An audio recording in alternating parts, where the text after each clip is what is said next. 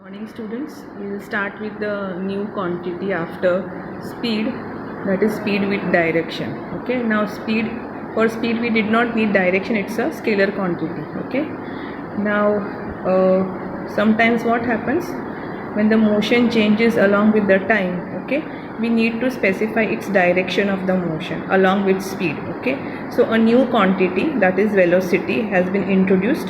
So velocity is speed of a moving object in a definite direction. So this becomes a vector quantity because here magnitude and direction both are needed. Okay, now if you go for the formula is same as speed, okay, of velocity, that is distance upon time.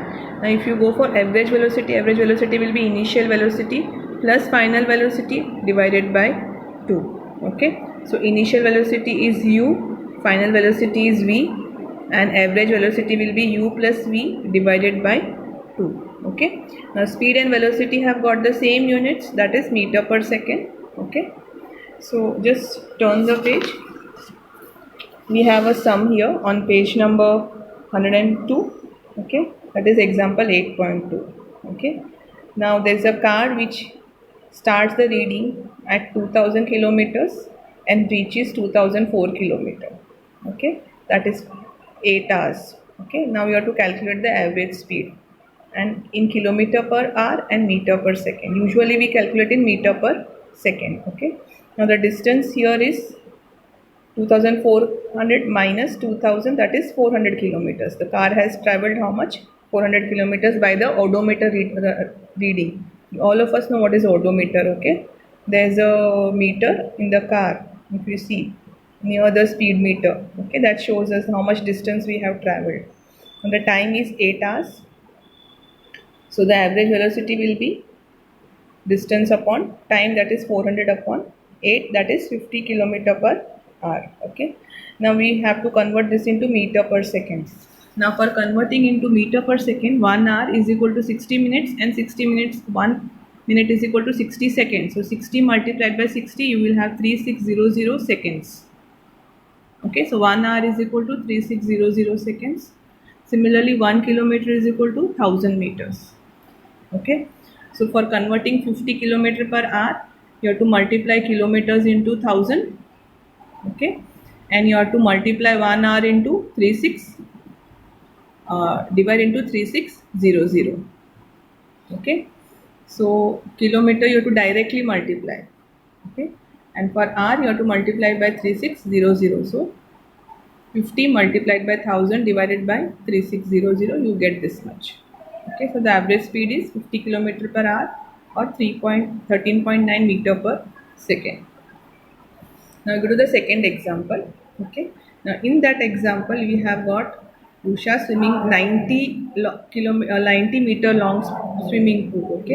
Okay, and she covers 180 meters in 1 minute. That is the speed given to you. Okay, now how is she swimming from one end to the other and back along the straight line? Like means this is one end, this is 90 kilometer, and again she is going back 90 kilometers. So total how much is the distance covered? 180 kilometer. Okay, and that is in 1 minute. Okay, so you have to find out the average speed and the average velocity. So total distance upon total time, that is 180 meter upon 1 minute.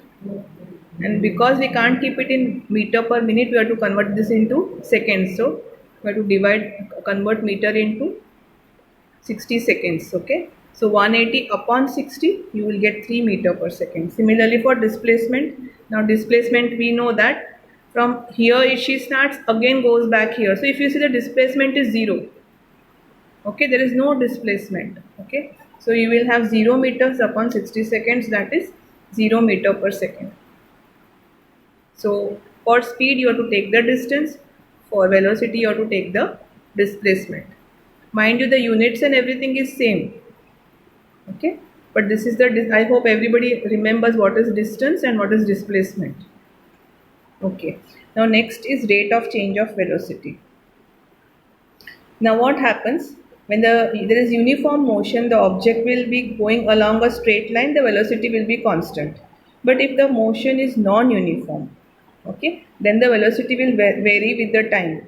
sometimes it will be more, sometimes it will be less. Okay, then how can we express this change of velocity of an object when the motion is non-uniform? So for that we have a new physical quantity. Okay, that is another physical quantity known as acceleration. Now this acceleration is change in velocity per unit time. Okay, so now the definition of acceleration is change in velocity upon time taken. Now change in velocity involves two things. Okay, you have got initial velocity, that is u, and final velocity, that is v.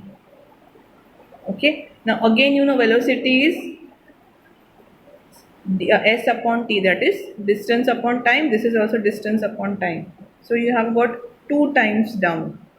Okay, so if you see, the unit is meter per second square, because we have got two velocities, one velocity, second velocity.